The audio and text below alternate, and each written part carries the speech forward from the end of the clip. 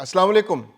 बांग्लादेश के अंदर इंतखाबात मुकम्मल हो गए और अब बीएनपी के तारिक रहमान वज़ीर आज़म बनने की तैयारी कर रहे हैं। 15 फरवरी का दिन नई हुकूमत की तश्कील का दिन है और भारत ने बांग्लादेश के अंदर साजिशों के जाल बिछाने शुरू कर दिए हैं। मोदी जो पहले अवामी लीग का पुश्तबान था, उसका सपोर्टर था सबसे बड़ा हसीना वाजिद का, अब वो तारिक रहमान को अपने शिकंजे में कसने को तैयार है। उसने अभी से चालें चलना शुरू कर दी हैं। मोदी ने फौरन तारिक रहमान को मुबारकबाद दी है ताकि पाकिस्तान का एक बहुत बड़ा इत्तेहादी बीएनपी वो बिल्कुल पाकिस्तान के पलड़े में ना चला जाए और सार्क के अंदर बांग्लादेश को अपने काबू में कर भारत दोबारा से उसको इत्तेहादी बना ले।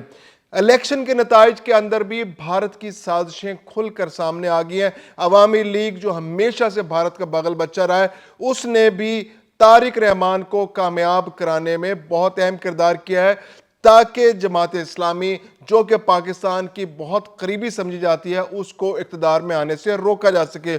इसके अलावा जमात इस्लामी को नाकाम बनाने में वहाँ की जो बाकी इस्लामी तरीके हैं उन्होंने भी अहम किरदार अदा किया। इसके अलावा वहाँ के जमीयत उलमा इस्लाम ने भी वहाँ पर बहुत अहम किरदार अदा किया ताकि जमात इस्लामी के उम्मीदवार कामयाब ना हो सके। हालांकि ये मजहबी जमातें जो जमात इस्लामी के मुकाबले में अपने उम्मीदवार खड़े कर रही थी, इनके तमाम उम्मीदवार हार गए, लेकिन इन्होंने इंश्योर किया कि ये जो पाकिस्तान की दोस्त एक पॉलिटिकल पार्टी अब बांग्लादेश के अंदर इक़्तिदार बनाने की पोजीशन में आ गई है, इसको हर सूरत नाकाम बनाया जा सके।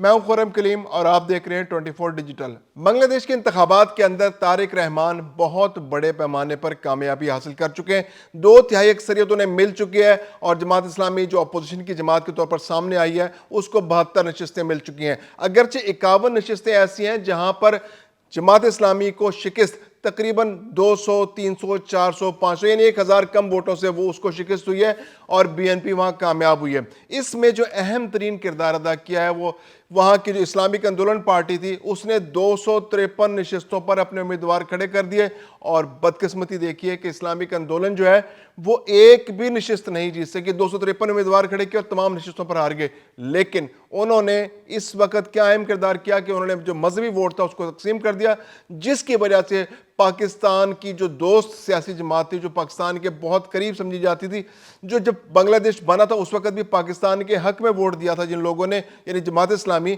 उसको नाकाम कराने में अहम किरदार अदा किया। 72 सीटों पर जमात इस्लामी जो है वो बराह रास्त इंतखाबात से मुंतखब हो चुकी है और 51 नशिस्तें ऐसी हैं जहां पर चंद 100 वोटों की लीड से हारे और वो चंद 100 वोट किसने तोड़े? वो इस्लामिक आंदोलन पार्टी ने तोड़े। इसके अलावा जो बाकी मजहबी जमातें थी उन्होंने भी जमात इस्लामी के उम्मीदवारों के मुकाबले में अपने उम्मीदवार खड़े किए। जमीयत उलमा इस्लाम ने भी 4 उम्मीदवार अपने खड़े किए, अगरचे वो चारों उम्मीदवार जो हैं वो जमात इस्लामी के उम्मीदवारों से हार गए, लेकिन इसके बावजूद भी उन्होंने अहम किरदार अदा किया कि वो चंद 100, 200, 400, 600, 800 वोट तोड़े और इसकी वजह से जो पाकिस्तान की हिमायत जो कर सकती थी जो हुकूमत, वो उसको नाकाम बनाया। इसके बाद जो बीएनपी जो है उसको अवामी लीग जो है इस बार उसको इंतखाब लड़ने की इजाज़त नहीं दी गई। जिस तरह से जमात इस्लामी को तकरीबन 18 से 20 साल तक जमात इस्लामी को इलेक्शन लड़ने की इजाज़त नहीं दी गई, सिर्फ 1.5 साल पहले उनको इजाज़त मिली और वो उन्होंने एक कैंपेन बनाकर जमात इस्लामी ने 72 सीटें हासिल कर ली। इसी तरह बीएनपी भी अरूज ज़वाल का शिकार रही। इस बार अवामी लीग जो है उसको इलेक्शन लड़ने का मौका नहीं दिया गया और जो 2/3 अक्सरियत पिछले कुछ इलेक्शंस में अवामी लीग हासिल कर रही थी, उसके वोटर्स जो हैं वो उनको अपने उम्मीदवार इस वक्त मैसर नहीं थे। अब जानने की ज़रूरत यह है कि उनके लोगों ने किसको वोट दिया। उनके पास 2 ऑप्शन थे अवामी लीग के वोटर्स के पास कि या तो वो जमात इस्लामी को वोट दें या फिर वो रिवायती सियासत को वोट दें। और रिवायती सियासत के नुमाइंदे के तौर पर कौन उभर कर सामने आया था? वो बीएनपी उभर कर सामने आई थी। तो उनकी चॉइस ये थी कि वो बीएनपी को वोट दें। तो वो लोग जो अवामी लीग के सपोर्टर थे उनको भारत की जानिब से भी हिदायत की गई कि आपने मजहबी जमातों को वोट नहीं देना, क्योंकि भारतीय मीडिया जो था वो मजहबी जमातों के खिलाफ एक पूरी कैंपेन बना रहा था। उनका ख्याल यह था कि अगर मजहबी जमातें जो हैं वो बांग्लादेश के अंदर बरसरे इक़्तिदार आ गई तो उनका पाकिस्तान के साथ इत्तेहाद बन जाएगा और एक बहुत करीबी इत्तेहाद बन जाएगा, क्योंकि अगर जमात इस्लामी की हुकूमत बांग्लादेश के अंदर बनती تو یہ بنگلہ دیش کے لیے اور پاکستان کے درمیان قربتیں بڑھانے کا سبب بنتی اور یہ بھارت کی سیاست کے لیے، بھارت کی خارجہ پالیسی کے لیے ایک بہت بڑی موت ہوتی کہ اس کے مغربی سرحد پر بھی ایک ایسا ملک ہوتا جو اس کا دشمن ہے، اس کے مشرقی سرحد پر بھی ایک ایسا ملک ہوتا جو اس کا دشمن ہے، اور شمال میں تو اس کی جانب چائنا ہے جو بھارت کا دوست نہیں ہے۔ تو تین جانب سے بھارت جو ہے اپنے دشمنوں میں گر جاتا اور صرف سمندر اس کے پاس دستیاب ہوتا، اور سمندر پہ تو کوئی ملک ہے نہیں۔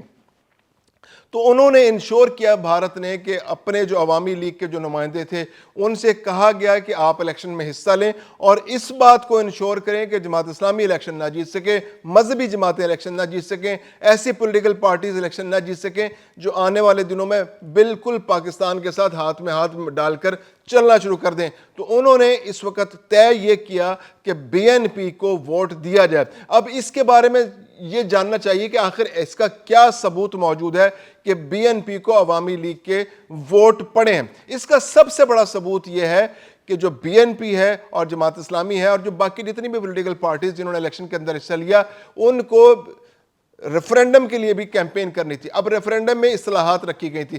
تمام پولیٹیکل پارٹیز جو ریفرینڈم جو الیکشن میں حصہ لے رہی تھی، وہ ریفرینڈم کے اندر جو 4 نکات تھے، یعنی کہ آئندہ جب بھی انتخابات ہوں گے وہ عبوری حکومت کے نگرانی میں ہوں گے، وزیر اعظم کا عہدہ 10 سال سے زیادہ عرصے نہیں رہے گا، خواتین کو امپاور کیا جائے گا۔ تو یہ جو نکات تھے اس کو تمام پولیٹیکل پارٹی سپورٹ کر رہی تھی۔ بی این پی بھی سپورٹ کر رہی تھی، جماعت اسلامی بھی سپورٹ کر رہی تھی، اسلامک آندولن والے بھی سپورٹ کر رہے تھے، اور باقی جو بھی پولیٹیکل پارٹیز جو ہیں وہ سٹیزن فورم جو کر رہا تھا، یہ تمام کے تمام ریفرینڈم کو سپورٹ کر رہے تھے اور انہوں نے کیمپین میں ریفرینڈم کو بھی اپنا حصہ بنا رکھا تھا۔ لیکن جب ریفرینڈم کے نتائج سامنے آئے تو ایک بڑا حیرت انگیز چیز سامنے آئی کہ 70% لوگوں نے ریفرینڈم کے حق میں ووٹ دیا، جبکہ 30% لوگوں نے ریفرینڈم کی جو نکات تھے اس کے مخالفت میں ووٹ دیا۔ یعنی کہ be N P, Jamaat Islami اور باقی پولیٹیکل پارٹیز کا ووٹ 70% اور 30% لوگ جنہوں نے ریفرینڈم کی مخالفت میں ووٹ دیا، وہ کون لوگ تھے؟ وہ عوامی لیگ کے ووٹر تھے۔ یہ عوامی لیگ کے ووٹر جو 30% جن کا شیئر تھا، یہ تمام کے تمام ووٹ بینک جو ہے یہ بی این پی کے حصے میں گیا ہے، اور بی این پی کو 2/3 اکثریت اس لیے حاصل ہوئی کہ عوامی لیگ کے ووٹروں نے جو ہسٹوریکلی عوامی لیگ کو ووٹ دیتے رہے، انہوں نے اس بار فیصلہ کیا کہ مذہبی جماعتوں کو اور خاص طور پر جماعت اسلامی کو، جو کہ بھارت کی مخالف سیاسی جماعت سمجھی جاتی ہے، جس کو بھارت اپنے لیے ایک ریڈ لائن سمجھتا ہے، جو وہاں پر انتہا پسندی کی علامت سمجھی جاتی ہے، جو پاکستان سے دوستی کی علامت سمجھی جاتی ہے، جو بھارت کی دشمنی کی علامت سمجھی جاتی ہے، اس کو الیکشن کے اندر کامیاب نہ ہونے دیا جائے۔ تو اس لیے انہوں نے عوامی لیگ کے لوگوں کو، جو عوامی لیگ کی مقامی لیڈرشپ تھی اور حسینہ واجد کی جانب سے بھی یقیناً یہی میسج کمیونیکیٹ کیا گیا کہ عوامی لیگ کے ووٹرز ہیں وہ آگے بڑھیں اور بی این پی کو ووٹ دیں تاکہ روایتی سیاست پنپ سکے اور مذہبی جماعتیں اور پاکستان کی دوست جماعتیں جو ہیں وہ الیکشن میں آگے نہ آ سکے۔ اب جبکہ بی این پی 2/3 اکثریت سے کامیاب ہو چکی ہے تو اب دوبارہ سے بھارت نے اپنا انفلوئنس استعمال کرنا شروع کر دیا ہے۔ مودی ٹیلی فون کر رہے ہیں، مودی دورے کی دعوت دے رہے ہیں، مودی آگے بڑھ بڑھ کے مبارکبادیں دے رہے ہیں۔ مودی کا بس نہیں چل رہا کہ وہ وہاں پہنچ جائیں، لوٹیاں ڈالنا شروع کر دیں اور وہ طارق رحمان کو یقین دلائیں کہ ہم آپ کے سب سے بیسٹ دوست ہیں، حسینہ واجد تو اب گزر چکی، اب ہم آپ کے ساتھ مل کر کام کرنا چاہتے ہیں۔ دوسری جانب پاکستان نے بھی اس موقع سے فائدہ اٹھاتے ہوئے فوری طور پر رابطہ کیا ہے۔ پہلے تو مبارکباد دی گئی وزیر اعظم پاکستان شہباز شریف کی جانب سے، صدر آصف علی زرداری صاحب نے مبارکباد دی طارق رحمان کو، پھر گزشتہ روز رات کو وزیر اعظم شہباز شریف نے ٹیلی فون کیا طارق رحمان کو، ان کو پاکستان کے دورے کی دعوت دی۔ دوسری جانب طارق رحمان نے بھی وزیر اعظم شہباز شریف کو دورے کی دعوت دی ہے۔ تو یہ ایک بہت کلوز ریلیشن شپ ہے جو بڑھنا شروع ہو گیا۔ اس وقت پاکستان کی بھی ذمہ داری ہے کہ وہ بھارت کو کھلا میدان نہ چھوڑے بھارت کے لیے، اور طارق رحمان کے ساتھ بہت کلوز ریلیشن شپ بنائے تاکہ یہاں پر ایک بیلنس سیاست بن سکے، اور جو ایک دشمن، ایک مستقل دشمن بنگلہ دیش کی صورت میں پاکستان کے لیے موجود تھا، اس کو ایک مستقل دوست کی صورت میں تبدیل کیا جا سکے۔